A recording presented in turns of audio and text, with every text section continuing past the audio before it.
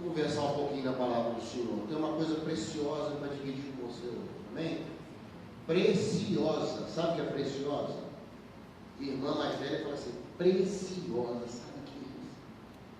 Né? Abra sua Bíblia em 1 Samuel, capítulo 7, verso 1.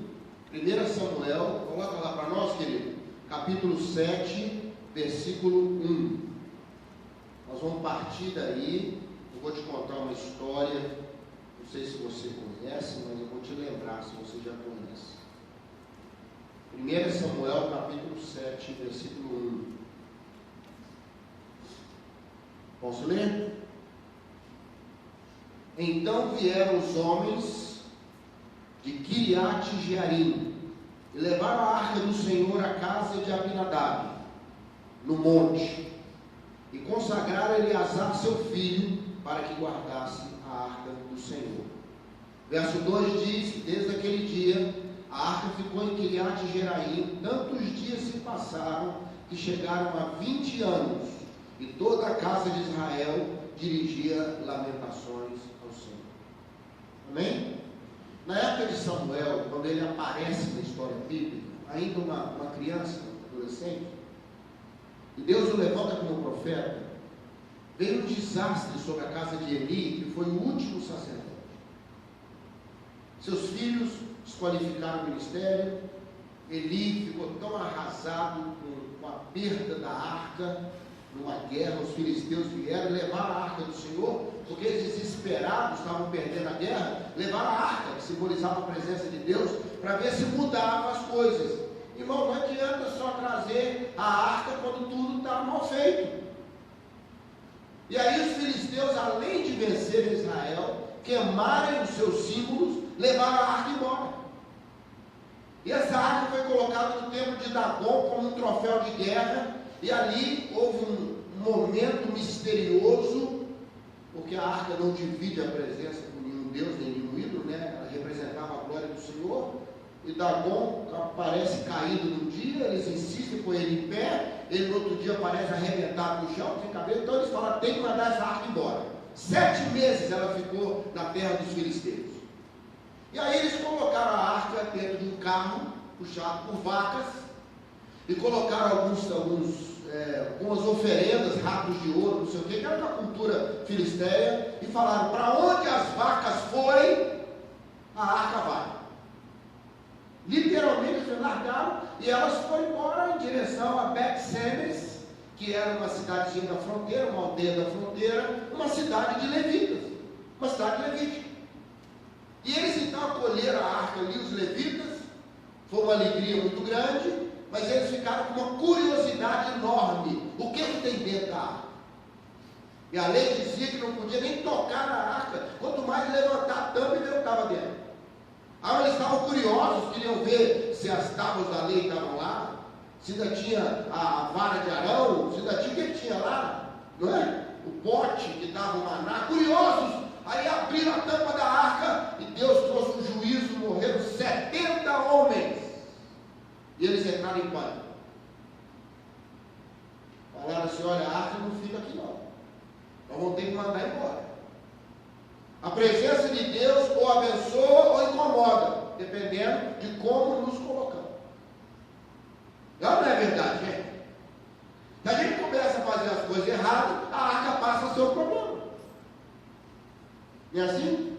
Colocamos outros deuses, ou então nós permitimos um acesso que Deus não deu, temos intimidades que Deus não deu, ousamos entrar em áreas que Deus não nos permitiu, muitas vezes, não é? Na história do outro, da nossa história, e aí eles mandaram a arca para uma cidadezinha lá perto, uma aldeiazinha, lá na montanha, na região lá de Judá mesmo, chamada Quiriate-Jearim. E aí o nosso versículo emergiu na história, não foi? Lá em Quiriate-Jearim, escolheram a casa de Abinadab. E disseram, seu filho Eleazar, que era o levita, vai cuidar da arca. E a arca ficou lá pelo menos 20 anos. Estudiosos fizeram uma série de cálculos, fala que contando o tempo de Davi, não sei o que, chegou a 70, ou 40, ou 20. Resumindo, ficou muito tempo lá. Concorda comigo? Pelo menos 20 anos, diz o verso 2. pelo menos 20 anos. Irmãos, é só isso que a Bíblia fala da casa de Abinadab. Que a arca estava lá, que a arca ficou 20 anos, e pronto, que Eleazar cuidava da arca. O tempo foi passando, Davi assume o lugar de Saul, porque Saul desconsiderou a arca. Desconsiderou. Davi mesmo chega a dar esse testemunho sobre Saul. Ele fala, é porque Saul não se valeu dela, Saul não ligou para isso, mas eu quero uma coisa nova. Siló, que era onde Eli vivia, onde estava ali Samuel, foi destruída pelos filisteus, não tinha lugar de adoração. Davi estava entrando em Jerusalém, construiu a cidade do rei, e ele falou, eu vou trazer a arca para Jerusalém, e nós vamos transformar Jerusalém no lugar da adoração ao Senhor, e é mesmo, e é até hoje. Lá foi feito o templo, é assim, no Monte Sião, passou a ser chamada cidade do grande rei, depois da cidade santa, a cidade de Deus, tem um salmo que chama a cidade de Deus. E aí Davi, com alegria, reúne 30 mil guerreiros com a multidão, para ir lá buscar a arca na casa de Abinadab. E eles vão para lá, e Davi, então, por descuido, ou por ignorância, ou sei lá o que Davi arrumou, Davi esqueceu, entre aspas, que a arca tinha que ser levada no ombro dos levitas. E Davi, então, faz uma coisa extraordinária, constrói um carro, uma arca móvel, e fala, ó, o problema é que colocaram vaca para o chão, eu vou pôr boi para o chão. A gente começa a pegar o que estava, a gente fala assim, olha, em vez de fazer direito, vamos arrumar o que estava. Vamos cristianizar a coisa, vamos pôr um modelo gospel no que estava no secular. E fazemos modificações. Davi fez, deve ter santificado aquele carro, porque ele seria usado só para levar a arca, depois talvez fosse queimado ou fosse tirado. E eles viram uma alegria, o povo cantando na frente, isso tudo está aí no capítulo 6 de 2 Samuel. Tá bom? Eu estou lá no capítulo 6 de 2 Samuel. Daqui a pouquinho nós vamos para lá. Se você quiser abrir lá, vai ser bom, nós vamos ler agora mesmo uma coisa interessante lá em 2 Samuel 6. Aí Davi está trazendo a arca, uma alegria, já estou pertinho de Jerusalém, começando a subir para a cidade, passaram do lado da eira de um homem, e aí o boi tropeça. O boi tropeçou. Os dois filhos de Abinadab estavam responsáveis pela arca. A Bíblia só fala que os dois estavam, não fala que Eleazar estava e não fala que Abinadab estava. Alguns estudiosos creem que eles tinham morrido já. Se a arca ficou lá 70 anos, eu não sei a idade de Abinadab, não sei a idade de Eleazar, naquela época não se vivia muito, né? Então estava só Uzá e Aiô, os dois irmãos de Eleazar. Um ia na frente, o outro ia atrás, como que guardiões da arca. Quando o boi tropeçou, a arca balançou e ia cair, Uzá põe a mão na arca para ela não cair, e ele morre naquele momento. A Bíblia não fala como que Deus exerceu juízo sobre ele, ou se o carro caiu por cima dele, com a própria arca, não é? Segurou a arca, mas o carro pode ter caído por cima dele, ou alguma coisa fulminou ele, ou ele caiu, não sei. A Bíblia fala que ele morreu na hora, e Davi parou na hora. Ficou apavorado. Davi ficou apavorado com aquilo. Falou, eu não vou levar a arca senão, porque eu vou começar a morrer tudo aqui agora. Tem alguma coisa errada. Pelo menos uma virtude Davi tinha, irmãos. Quando a coisa ficava ruim, ele parava para ver o que é. E a pessoa sempre fala, tira o Zá do caminho. Foi ele que errou. Põe outro para ficar perto da. Quem vai ficar perto? Eu ia, você ia. E se pode tropeçar de novo naquela subida para Jerusalém, aquelas estradas lá? Aí Davi falou, para tudo. Nós vamos ter que saber o que houve. E aí, no capítulo 6 de 2 Samuel, diz que Davi olha perto assim da estrada e tinha a casa de um filisteu. Um geteu. Geteu era um filisteu, não é? Da cidade de Gate, que era uma das cidades dos filisteus. Era um estrangeiro que foi aceito em Israel, não é? Foi recebido em Israel, um geteu. da linhagem filisteia, com certeza, e também uma linhagem edomita, porque o nome Obed-Edom significa servo de Edom. Obed quer dizer servo, Edom vermelho, da cor da herança lá de Saúl, de Jacó, não sei o que, né? Então eles tinham essa coisa, o homem não era de lá. E aí Davi falou, deixa na casa dele. Eu fico imaginando a cara de Obed-Edom. Vai deixar aqui? Eu nem sou de Israel. Acabou de matar o cara aqui. É por a minha casa. Essa arca é um perigo. Eu não sou levita. Eu não. Davi falou, fica aí até ver o que eu vou fazer. Esse vou ver o que eu vou fazer, como na época andava as coisas mais devagar que hoje, Davi gastou 3 meses para resolver. Mas aí aconteceu uma coisa. Olha aí no verso 11, do capítulo 6. Ficou a arca do Senhor na casa de Obed-Edom quanto tempo? 3 meses. Quanto tempo ela ficou na casa de Aminadab? 20 anos. Quanto tempo na casa de Obed-Edom? 3 meses. E o Senhor abençoa ele, e o Senhor abençoa a sua casa. E aí revisaram Davi no verso 12. Olha, o Senhor abençoa a casa de Obed-Edom, tudo que ele tem, por amor da arca de Deus. Deixa eu repetir isso para você. Ele foi abençoado por quê? Amor à arca de Deus. Davi foi correndo para lá, foi buscar a arca. Só que dessa vez foi com os levitas, colocou em cima do ombro, dava 6, mas Davi ficou tão apavorado, gente, imagina, não conversei isso com Davi pessoalmente, mas eu imagino que ele ficou tão apavorado, que ele falava para os levitas assim, dá 6 passos, para, vamos fazer o sacrifício. A garantia que nós vamos chegar, nós vamos demorar mais dessa vez, mas vamos chegar. Porque ir de carro de boi, você vai mais rápido, mas não tem garantia que vai chegar não. Mas fazer do jeito certo, talvez demore mais, mas vai chegar. Recebe essa palavra aí? Fazer do jeito de Deus é meio complicado, vai demorar muito, vai me atrasar, não sei se vai dar tempo, mas eu te garanto que você vai chegar. Amém? Caminho estreito não é mais confortável, ele é mais seguro. A porta é estreita porque Deus quer que passe um de cada vez e não todo mundo. Recebe isso aí, querido? O evangelho é pessoal. Havia apavorado. Aí eu fiquei pensando, um tempão na casa de um e nada. Pouco tempo na casa do outro, muita bênção.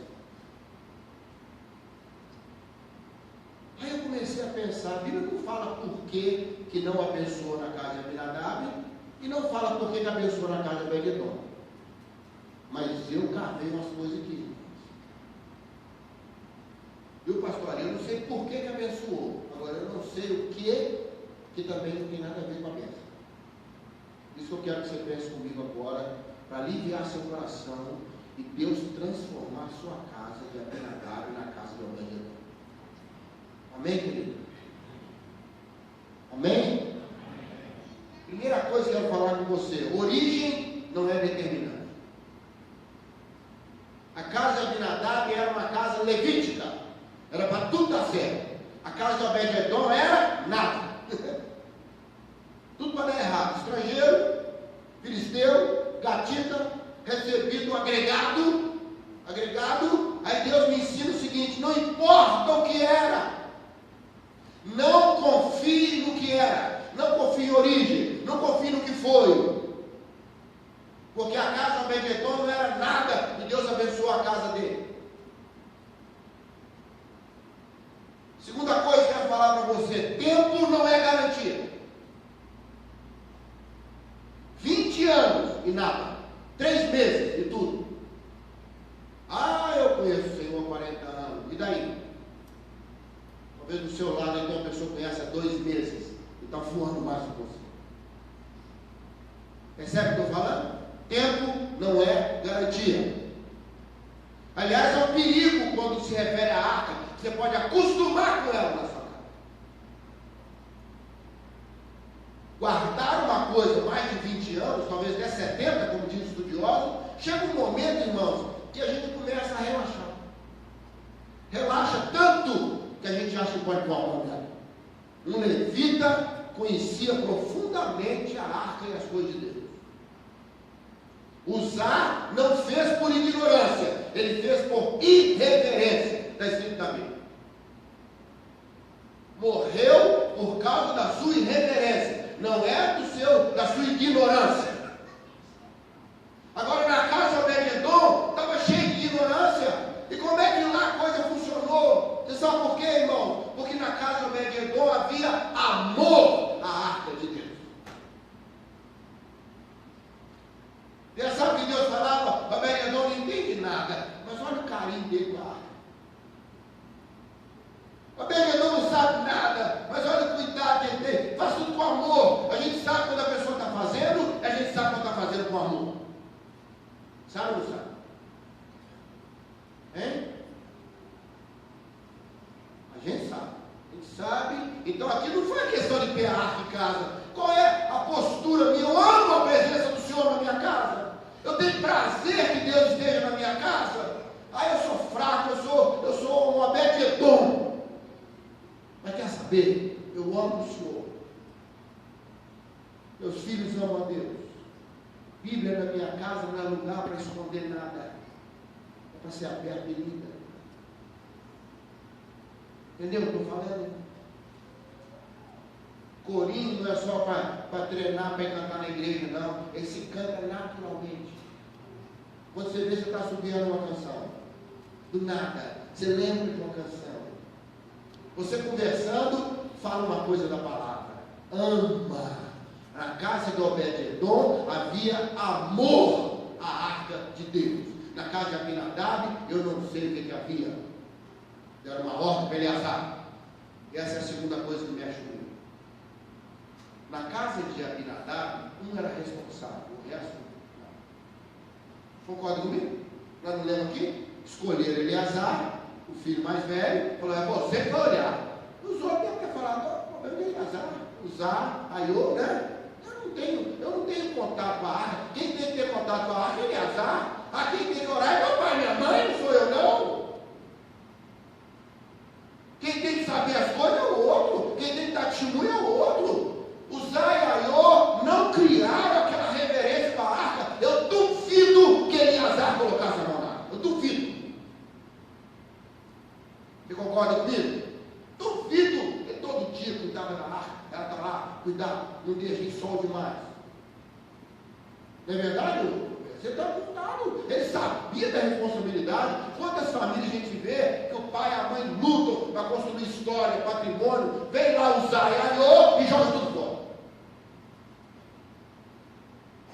Põe a mão onde não deve, tira a mão de onde não deve, se mete onde não deve, questiona o que não é para questionar.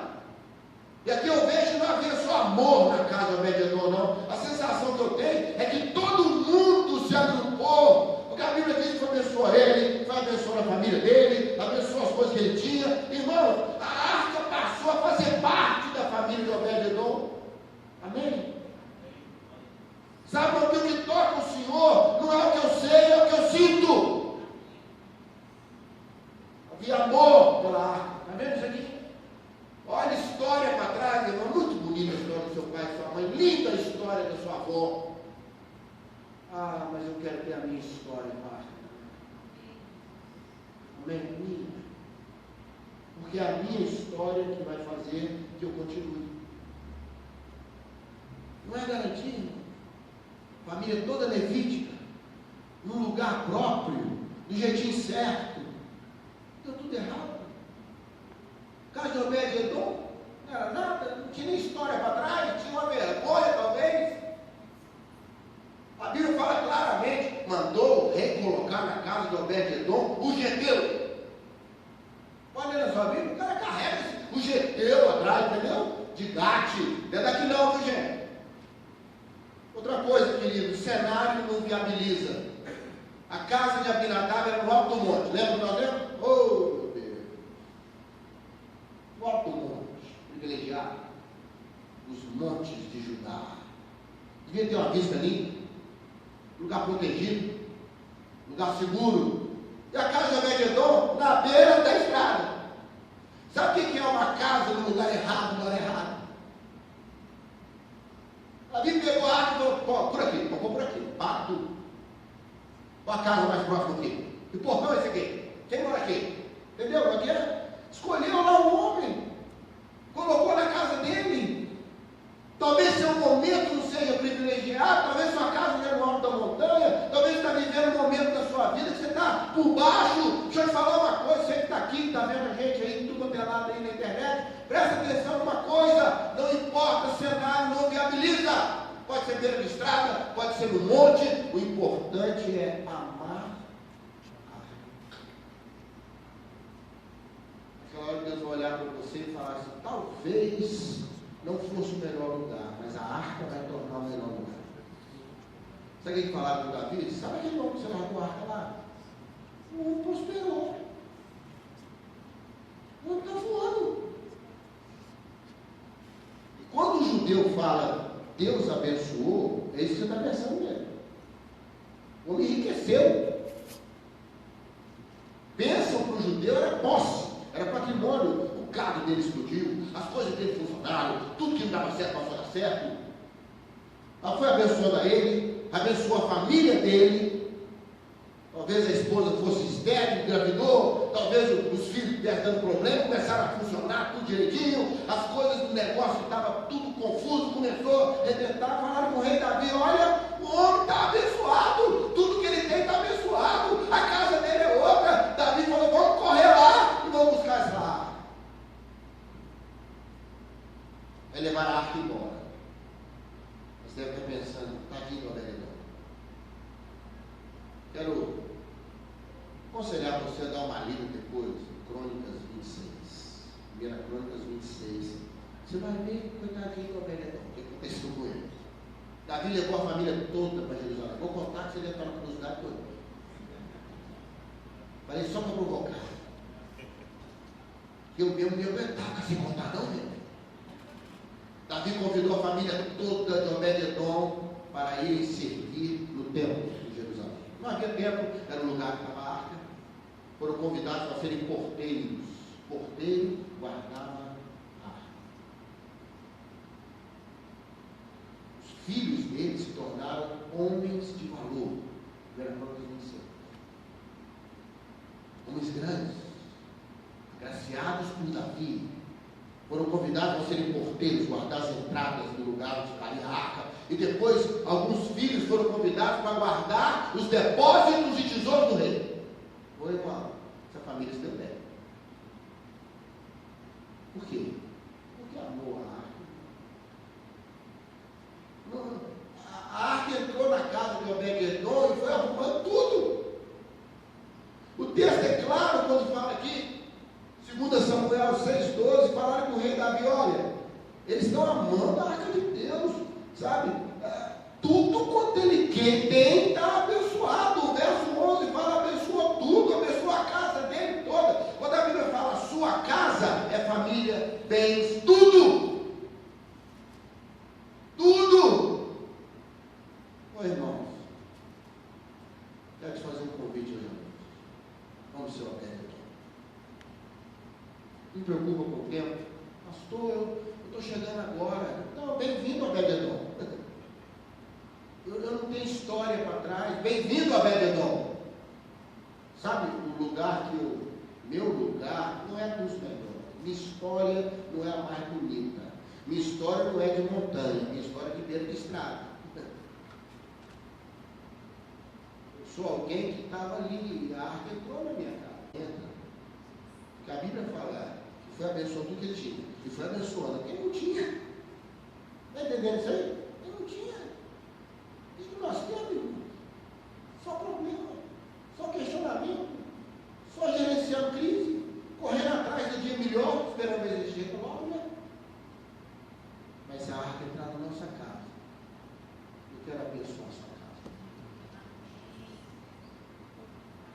Mas nós temos que fazer uma escolha. Abinadab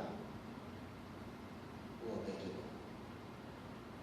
Pelo amor de Deus, não se acostume com a arca. ame a arca. Amém, querido? Cada vez que você lê a Bíblia é uma coisa, é uma viagem. Cada vez que você orar é um espetáculo. Mandaram para mim hoje, eu esqueci o nome daquele cantor cego, aquele marido que chama de famoso. Esqueci o nome dele. Não, cantor de ópera. André, eu achei linda a voz dele. Ele é cego. Ele estava cantando o Pai Nosso. Eu vendo aquele homem cantando com um coral. Pai Nosso, uma voz lindíssima. E ele com os olhos fechados. Eu fiquei pensando, Deus, eu também canto com os olhos fechados. Isso é uma diferença muito grande entre nós dois. Né? Eu não quero ver o Senhor. Ele não vê.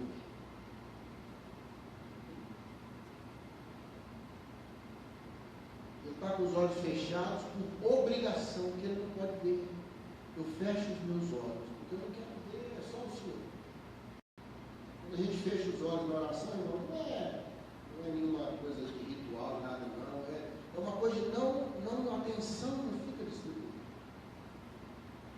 Eu fecho meus olhos assim, eu entro para dentro de mim mesmo. Eu costumo brincar com os jovens, falava assim, sabe o que é? É que quando você ora, você vai virar o olho para dentro, para ver você mesmo. Então fica feio o seu olhar, você que tem branco lá.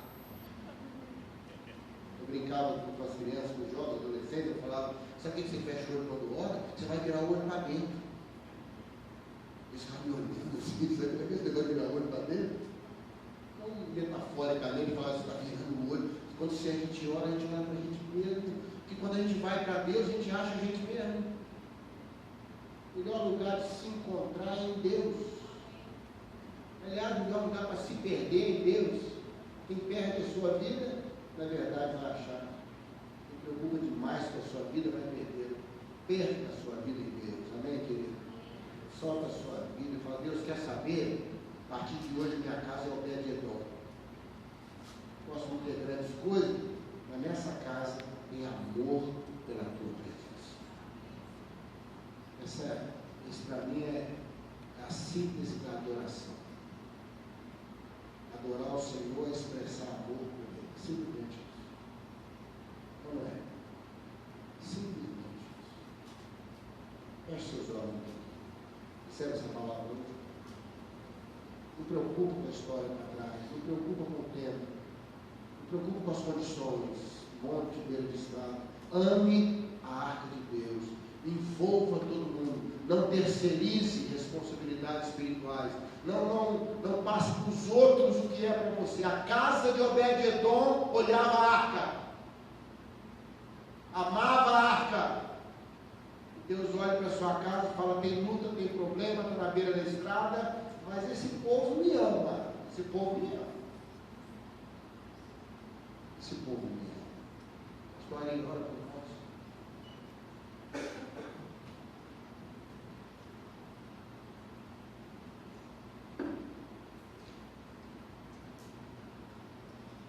Deus querido, nós queremos te agradecer pelo privilégio de poder chegar na tua presença. O privilégio de entender que o que nós buscamos não é algo relativo à religião, mas relativo à tua própria presença. Tua palavra nos diz que um dia na tua presença vale mais que mil. E o que nós queremos e precisamos é a tua presença junto. Meu Deus, a tua palavra nos mostra que o Senhor nos ama tanto, que o Senhor resolveu não mais apenas habitar no nosso meio, mas o Senhor decidiu morar em nós. Somos o templo de Deus, lugar onde manifesta a tua presença. E nós queremos, Deus, manter e buscar a intimidade com o Senhor. Ó Deus, como aquele homem deixa o exemplo de amor à arca. A arca simboliza a presença do Senhor. Nós também queremos agir dessa forma. Queremos abrir o nosso coração, queremos buscar a tua presença, queremos, ó Deus, como nesse ano de 2017, temos profetizado sobre a vida dessa igreja, dizendo: este é o ano do retorno ao primeiro amor. Ajuda-nos a voltar, Senhor, para os teus braços. Ajuda-nos, ó Deus, a desembaraçar a nossa vida para estarmos em tua presença. E, ó Deus, nós queremos estender isso, Senhor, de uma forma profética, declarando mais uma vez nessa noite que eu e a minha casa receberemos ao Senhor. Cada um de nós, Deus, e o nosso lar, estaremos na tua presença em todo o tempo. Leva-nos, Senhor, em paz para os nossos lares. Ajuda-nos a pensar naquilo que foi pregado nessa noite, para que a gente possa transferir da nossa mente para o nosso coração aquilo que o Senhor quer nos ensinar. Obrigado, Deus, por mais um dia de vida. Obrigado pela tua graça e misericórdia. Nós oramos em nome de Jesus. Amém. Queridos, domingo que vem, véspera ou perto de feriado, mas a igreja estará funcionando de forma normal. Escola Bíblica, domingo às 9h30 da manhã, estamos conversando nesse período de feriados sobre missões. Se você quer aprender, conversar, aprender mais um pouquinho sobre missões, venha louvar ao Senhor. O nosso departamento infantil vai estar acampado na nossa sede campestre, o retiro de crianças, e o pessoal que vai estar ministrando lá no acampamento vai voltar no domingo e vão estar pregando aqui na igreja no culto à noite. Venha ouvir o que as crianças vão trazer de bom para os nossos corações. Amém? O Senhor te abençoe.